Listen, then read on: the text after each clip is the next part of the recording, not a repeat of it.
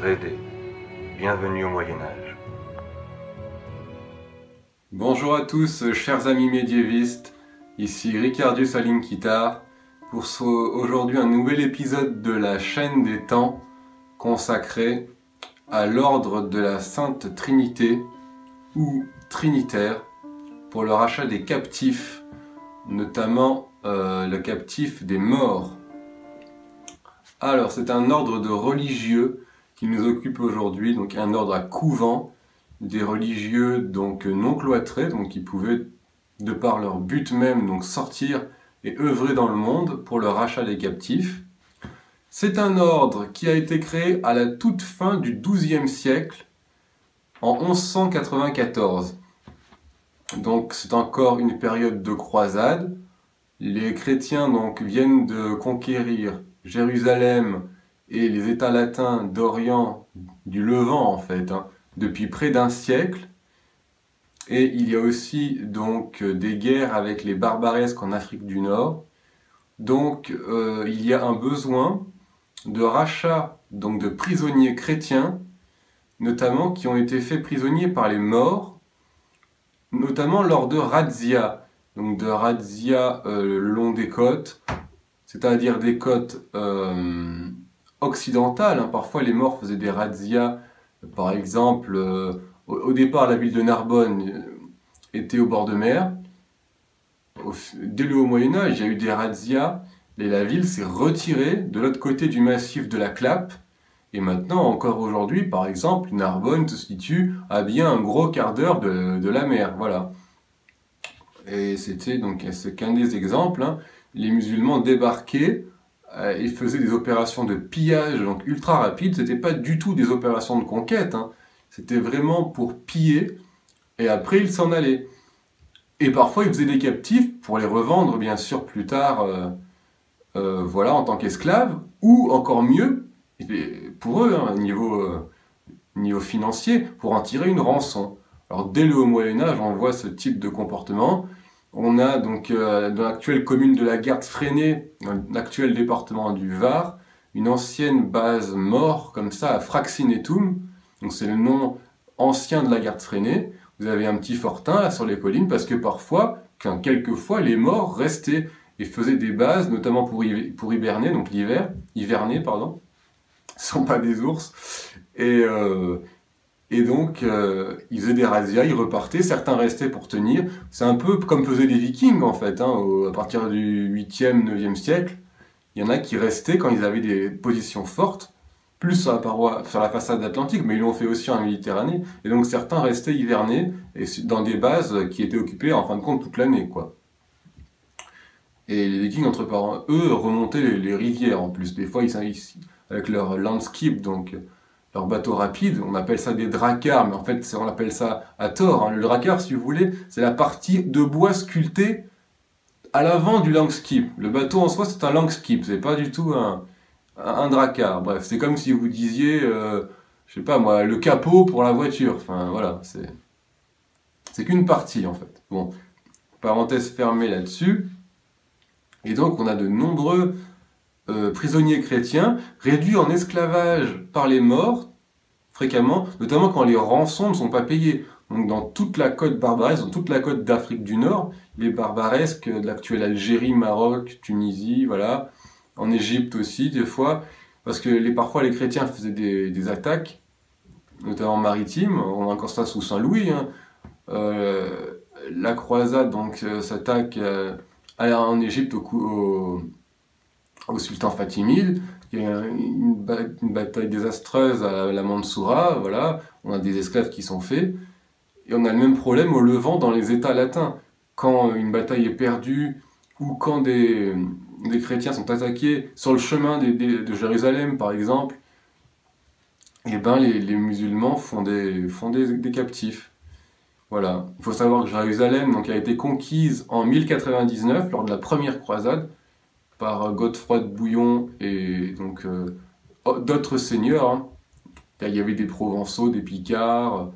Mais bon, celui qui menait, c'était Godefroy de Bouillon. Lui-même a refusé le titre de roi. Il a pris le titre d'avoué du Saint-Sépulcre par humilité. C'est son frère Baudouin qui sera le premier roi de Jérusalem.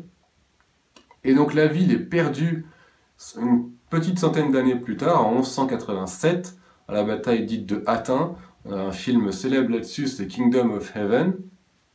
Mais donc Frédéric, l'empereur du Saint-Empire, un empereur excommunié, au cours du XIIIe siècle, récupère la ville par d'habiles négociations avec le sultan.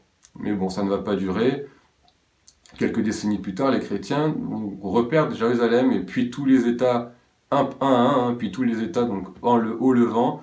Le dernier à tomber étant la fameuse place forte de Saint-Jean d'Acre. Bon voilà.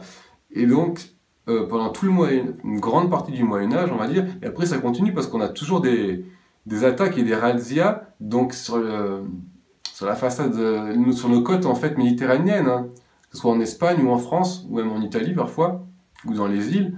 Et donc pendant tout le Moyen-Âge, on a ce problème des captifs, voilà. Et donc ça est arrivé à un tel point que en 1194, il fallait trouver une solution. Et donc on a la création de cet ordre trinitaire par deux hommes, le père de Matha et le père... Matha c'est dans le Poitou, hein, et le père Félix de Valois, qui était lui un ermite et un moine. Donc Matha, lui, était un docteur en théologie, un prêtre. Il dit sa première messe à Paris, on a des traces en 1193. Et donc très vite, il s'attache donc à ce problème.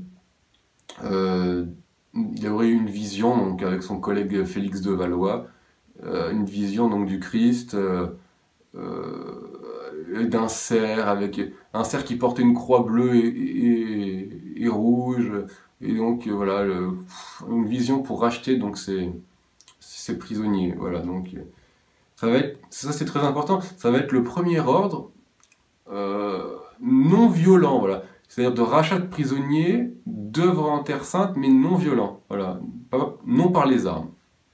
Et donc, l'ordre est créé en 1194, le pape, ça doit être Innocent III, donc approuve, et donc les deux hommes, hein, Matha et Félix de Valois, se réunissent au couvent de Cerfroy qu'ils vont fonder, donc c'est dans l'Aisne, enfin en Picardie actuelle, hein.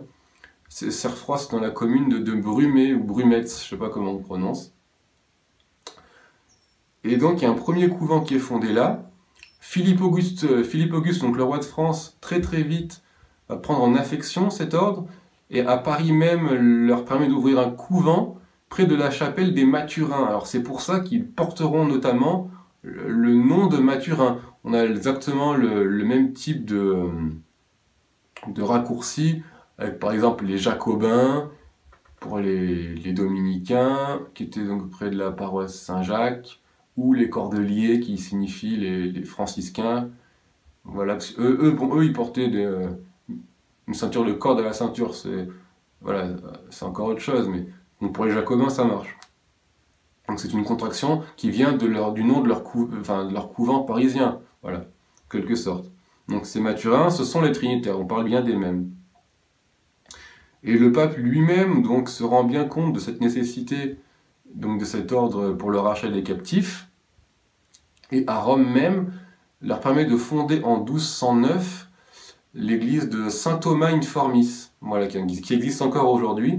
On a encore une très belle mosaïque sur le fronton de cette église qui montre bien donc cette vision notamment, oui, du père de Matha. Voilà.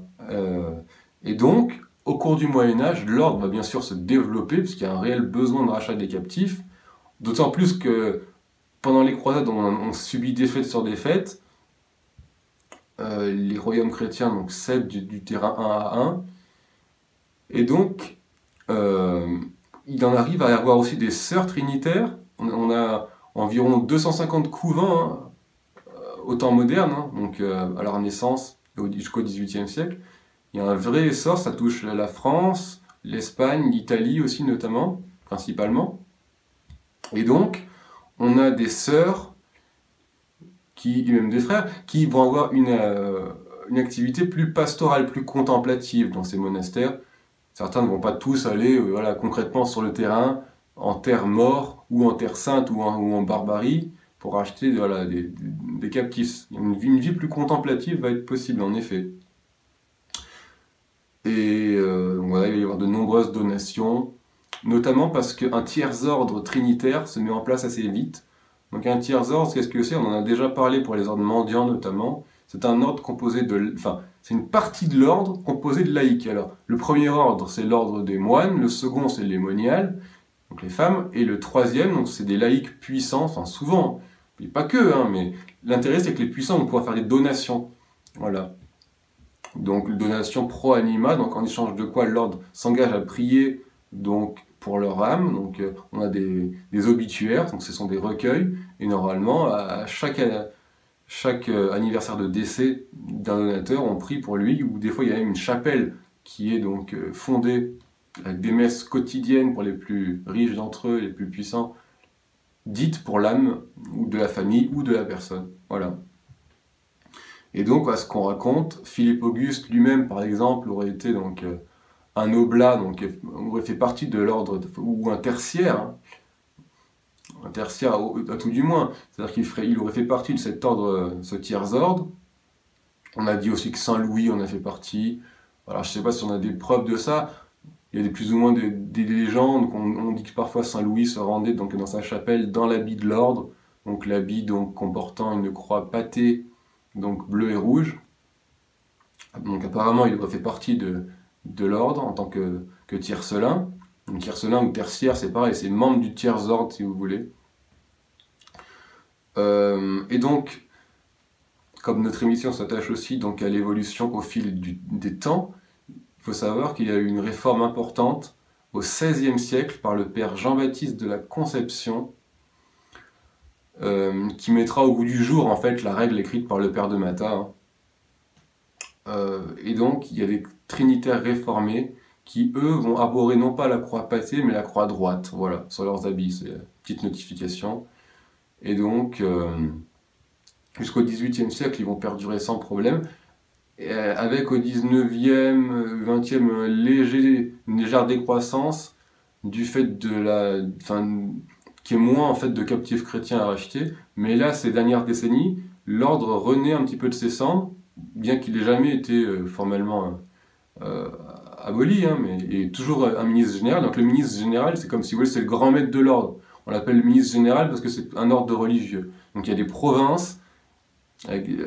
Chaque province est dirigée par un ministre et le tout est dirigé par un ministre général. Bon. Et donc là, ça revient parce qu'on a notamment des prisonniers chrétiens, notamment dus aux dernières guerres, hein, que ce soit en Afrique contre l'islam notamment, où on sait la progression de l'islam en Afrique noire, ou contre des journalistes, ou contre, voilà, l'ordre est encore bien actif. Hein. Voilà, il a son utilité. Vous trouverez, si ça vous intéresse, certaines prières de l'ordre, les noms des ministres généraux. Donc voilà, c'était à peu près tout dans les grandes lignes hein, sur l'ordre de la Trinité. Vous trouverez, je pense, voilà, foultitude d'ouvrages sur la question. Au niveau donc de la chaîne, l'épisode 6 de la série Le Nom du Graal est en cours de montage. Ça devrait se terminer dans les jours qui suivent là. Vous devriez pouvoir voir ça incessamment. Voilà. Et nous, on se retrouve donc pour la chaîne des temps assez vite, pour d'autres épisodes d'historique. Je vous dis pas le programme, ce sera un peu une surprise. C'est mieux comme ça, non? Voilà. Et je vous rappelle qu'on a un Tipeee, si vous voulez nous aider activement, ce serait sympa. Je mets les liens en description. Et qu'on manque d'abonnés, voilà. Alors si vous voulez vous abonner, on a des publications plusieurs fois par semaine, vous ne serez pas déçus. La qualité, normalement, on essaye, est au rendez-vous. On est ouvert aux suggestions. Et puis, on vous souhaite le meilleur. Toujours la passion du Moyen-Âge. Voilà. Pax Tibi, à la prochaine.